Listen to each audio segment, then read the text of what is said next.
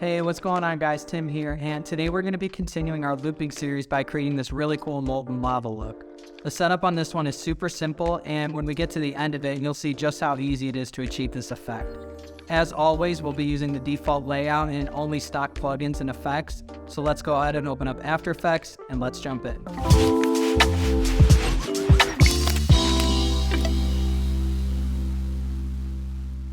Alright, so we're over here in After Effects and we are going to get going on this one. First of all, I just want to say thank you guys so much for following along and just being here up until this point. Got some fun videos coming down the pike with some more loops, but also venturing into some different animation styles, maybe playing with some text. So it's going to be a lot of fun. Hope you join me in those as well. And looking forward to the future of this thing. So let's go ahead and get started. As usual, we have a new composition. We're gonna go to new composition here in our default layout. And for this first composition, we are going to name this base. And we'll go 1920 by 1080. Our frame rate, let's go to 30 frames per second. And the duration, I'm gonna change that to 30 seconds long. We hit OK. So we have our blank comp here. So all of this is built off of fractal noise, and it leaves a lot of room for adjustments later on. And so this is a really nice versatile loop because we can change a lot after the fact. I'm going to come down here in my base composition timeline, right click, new, and I'm going to go to a solid, and we'll just leave this as a black solid. So if it's not black, just come down here and change that to black. We'll leave it at black solid 1. Make sure you hit make comp size just in case, making sure that it's matching our composition. Let's hit OK. And over in our effects and presets, if it's not open, should be over here. We're in the default layout. If you have a different layout, go ahead and find effects and presets. But we have it over here. I'm going to open that up and type in fractal noise. And I'm going to double click on that. And it's going to add that to my black solid here. So the first thing we're going to do is on our fractal type, I'm going to drop this down and change this to dynamic progressive. I'm going to leave the noise type at soft linear. And on the contrast, I'm going to go 190. And on the brightness, I'm going to go -40. So with this overflow right here, the default is this HDR results. I'm going to click on that and I'm going to select wrap back. So we'll bring some of that definition back in here. And let's twirl down our transform. And we're going to animate the rotation here just a little bit. So nothing crazy. What we're going to do here is with my playhead at 0 frames, 0 seconds down here, making sure it's at that spot. I'm going to click my stopwatch next to rotation and it'll be at 0 revolution, 0 degrees. So that's perfect. And we're only going to animate this -90 degrees. So let's take our playhead to the end, 30 seconds, last frame. And on our degrees, let's just type in -90. So we just have a nice slow 90-degree turn here. So that looks good. I'm going to take my playhead back to 0 frames, 0 seconds. Next, let's change the scale. So on the scale here, it's defaulted at 100. I'm going to bump this way up to 600. Get some nice puffy clouds right there. And on the complexity, the last thing we're going to do in this transform is I'm going to change that from 6 to 15. And you can see now we're getting a lot of good detail in here. So this is going to help us later on. So we're good on the transform. I'm going to twirl up transform. And I'm going to twirl down my sub settings. And on my sub influence, I'm going to change that from 70 to 95. Actually, let's change that to 90. Yeah, a little less there. And then on my sub scaling, I'm going to change that to 85. And so in my sub offset here, I'm going to animate this and bring some more movement. So on our sub offset, let's go ahead and click that stopwatch next to it. So we're adding that keyframe, 0 frames, 0 seconds. Make sure your playhead's right there. And we'll leave that at zeros across the board. Let's take our playhead all the way to the end to 30 seconds in the last frame. And on that first 0, which would be the X, I'm going to change that to 1080. So if I scrub through, you can see we're getting a lot of good movement here. This has a cool hook already, so we could just stop there, but we will not. So let's move on to our evolution. So I'm going to twirl up my sub settings. I have my evolution here. And we're just going to do a simple cycle. So I'm going to twirl down evolution options to start. And I'm going to check cycle evolution, and that just makes sure we have a perfect loop with that evolution. Because we're animating subsettings and transform, we're not going to get a perfect loop initially, but we'll fix that in the next comp. So let's animate this. I have my playhead back at 0 frames 0 seconds. So I'm going to click on the stopwatch next to evolution. And I'm going to take my playhead all the way to the end, 30 seconds. And I want to do 3 revolutions. So all I have to do is on that first 0, I'm going to type 3. And so we have 3x. And we'll just go 360 degrees 3 times. So we'll play through this just a second. This is looking good. You can see that nice slow movement, a lot of evolution within that fog, smoky clouds, whatever you want to call that. Yeah, this looks great. And we're good on our base comp here. So I'm going to come up to my project panel. So next to my effect controls, come back to my project panel, find that new comp icon, click on that. And I'm going to name this next comp loop. And we should have the same settings as we do with our base comp. So if you don't, make sure you plug those in. Let's hit OK. And I'm going to come back to my project panel, grab my base comp, and drag that down into my newly created loop comp. So we have that in here. And I'm going to give you guys a quick little tip on how to make kind of anything loop. I've used this so many times when something doesn't loop perfectly with my effect.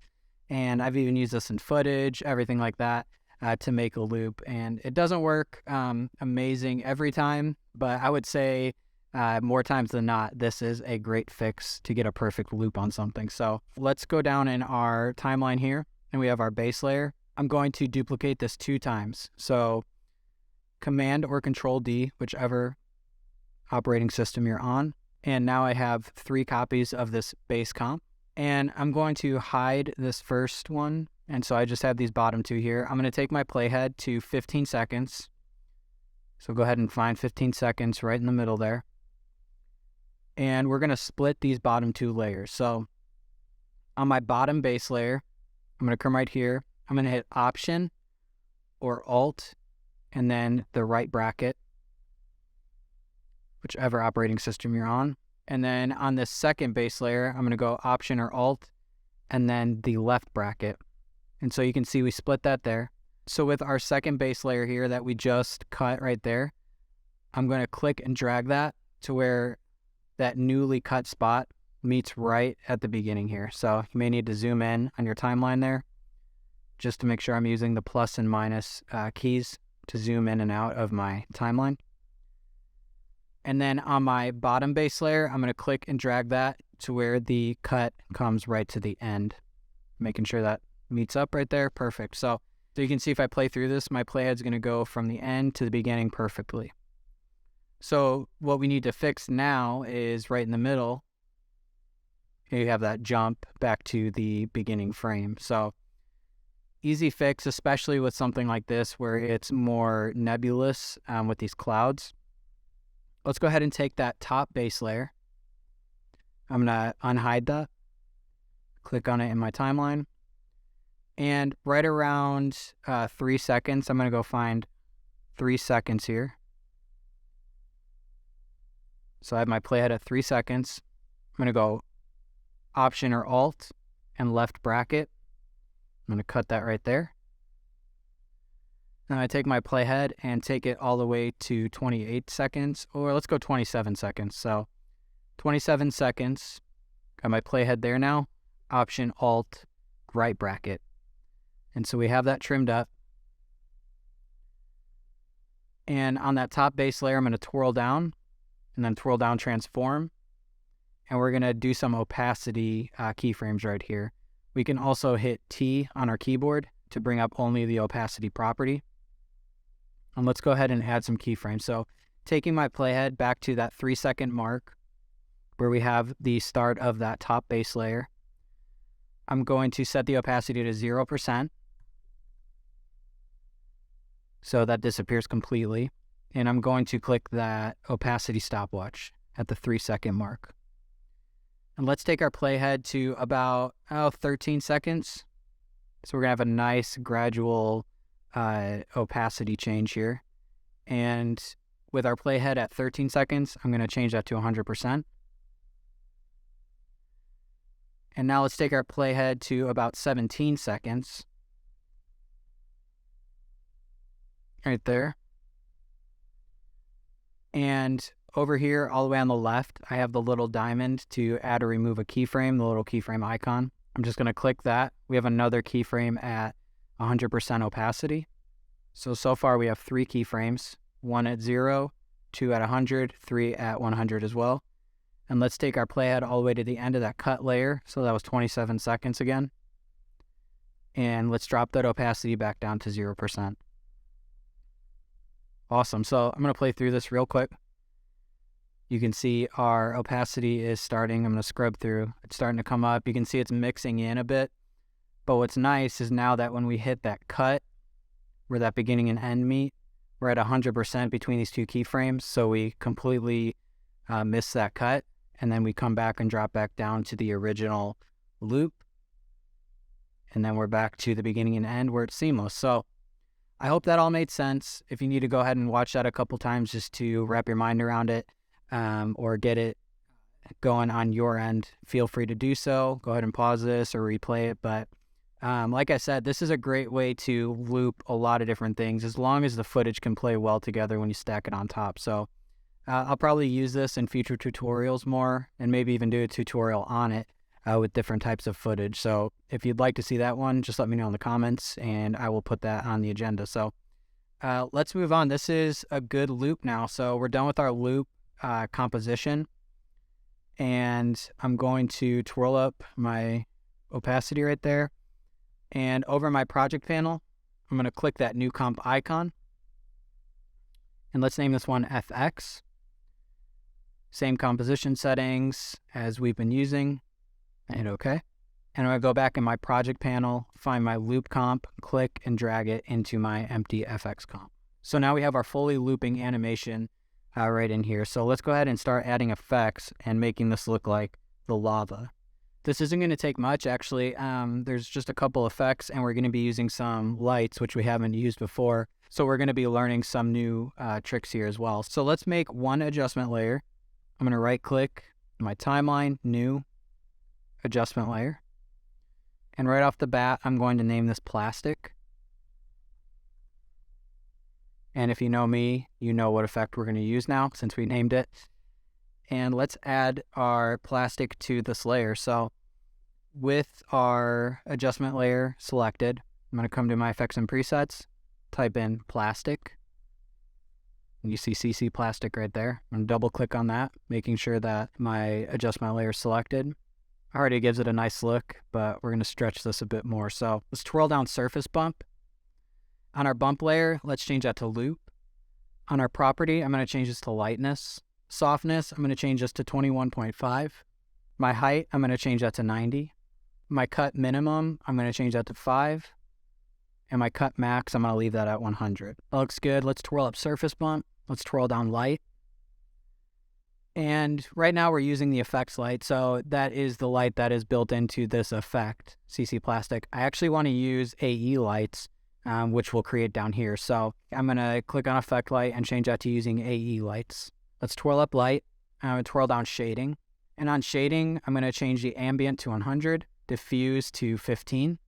Dust, I'm going to drop that to 0. Specular and the rest, that can stay the same. So this looks good. Already looks really cool. We're good on the CC Plastic here. I'm going to twirl up shading, twirl up my plastic, and now we can create our AE lights. So back down in my timeline here, I'm going to right click, new, and we're going to go to light. And spotlight, that's what we're going to use. If you have it on something different, you can come down to light type. It may be on point. So just come down to light type and choose spot. Let's hit OK. And I'm going to twirl down my spotlight, twirl down transform, and I'm going to give you the values that I've used for this. So point of interest on our X, I'm going to change that from 960 to 510. And on our Y, let's change that to 620. And on our Z, I'm going to go negative 1170. And on our position, let's go 590 on the X, 540 on the Y, and negative 1840 on the Z. And let's twirl up our transform and twirl down our light options. So our intensity, let's turn this way up. So I'm going to change that from 100 to 500. And let's click on this color box. Let's introduce some color into this. So default is white. I'm going to give you this value right now. I'm going to go FFD000.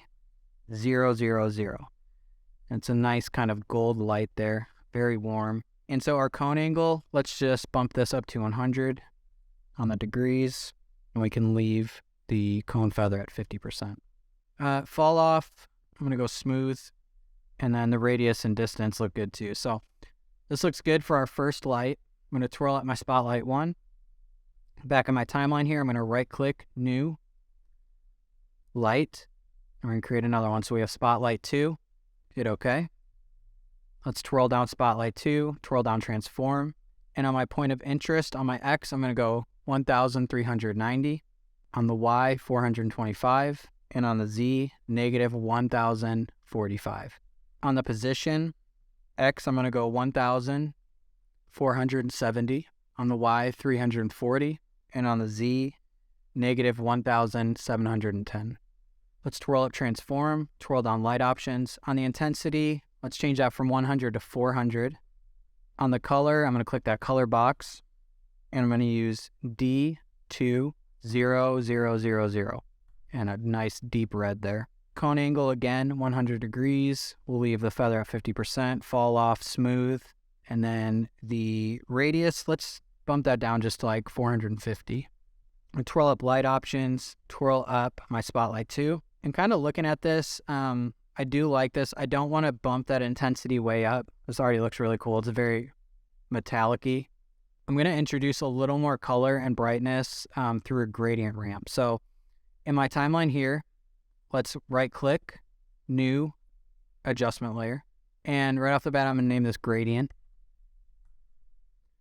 And over here in our blending modes, if you don't have those on, let's go to Toggle Switches and Modes until you find that mode option here.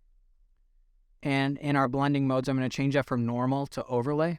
With my gradient adjustment layer selected, set to overlay on the blending mode, I'm going to come to Effects and Presets, type in Gradient.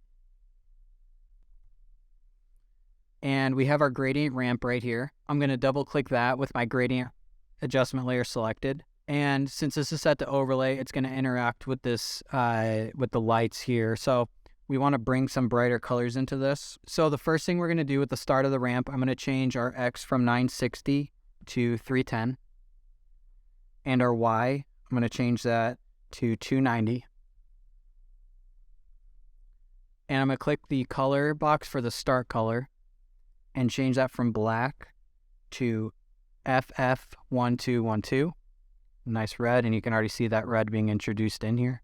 And on our end of ramp, I'm going to change that from 960 to 1,310. And on our Y, I'm going to change that to 850. And on our end color, white's fine. We don't need to change that at all. On our ramp scatter, let's change that to 35.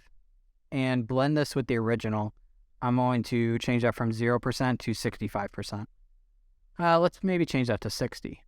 Maybe a little too strong. So that looks good. You can see now we have some really deep shadows, but some really bright brights. Awesome. So that is all we're doing with our FX today. This is a super simple look. I love this already. But we can do a few more things to really bring that molten lava look to it. So I'm going to bring this back to my start. And I'm going to come up here and go back to my project panel. I'm going to create one more composition. So let's go to New Comp. I'm going to name this Render.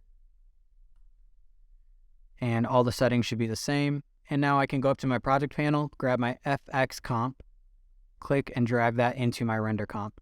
And the first thing we're going to do, so if I scrub through this, there's always some kind of bleeding that happens in these edges here. And this is why I create these render comps in case I need to do this. So the only thing we're going to do with that is go to this FX down in our timeline, twirl down and twirl down transform. And in our scale, change that from 100 to 105 and just bump that up a little bit. And now we lose those bleed overs and kind of glitchy looks in there. So next thing I'm going to do, I'm going to twirl up transform, twirl up FX. I'm actually going to come back up to my project panel, grab the loop comp that we created. Make sure it's the loop one. This is the black and white. I'm going to drag that down above my FX comp. And so that has disappeared, and we are working backwards now. I'm just kidding. We are just going to set this blending mode to bring out some of that molten lava look. So in my blending modes right here, I'm going to click blending mode and just change this to pin light. You can see now, I'm going to turn this off and turn it back on. You can see what we kind of introduced. We have that kind of molten rock look that you kind of see with the lava, those really dark spots that come with the lava flow. And now we have those brighter brights, that liquidy lava, but as well as that molten rock look that flows with it. So this is cool. We can extend this a lot further, especially with that base loop layer. You can do a lot of things with that. So even if I bring another one of those down in here, just for fun, I can maybe set this blending mode to screen, and you get some like smokier looks, maybe some like, it almost looks like a milky liquid there. I'm going to change that back to normal. You can play with the opacity here, drop that way down. I'm going to drop that maybe like 35%, maybe scale this out, stretch it a bit. And we have some almost smoke with it. Looks a lot better, and that looks cool. So yeah, I mean, there's a lot you can do with just the comps we created, and those are all loopable. You can change the colors, you can make this look however you want, but that's it. I mean, all based off of that fractal noise layer all the way back in the beginning. And here's why it's nice, because if I come back to that base layer and come back to my effect controls, I can play around with these values a lot. And even if I drop this from like 600 to 200, come back over, you know, now we have a really cool look. So yeah, that's what I mean. You can just change a couple values. You can change one value and change the entire look of this thing. So that is always why you want to build with compositions, track your work with naming your layers and everything like that. So thank you so much for following along. This was a fun one. I'm really enjoying these. I've been loving the feedback as well that you guys have been giving me. I've been seeing some of your work on Instagram. Thanks for tagging me. Thanks for messaging me. It's been really cool to see what you guys are making. So if you want to do that, go over to Instagram at Timmy Dwyer.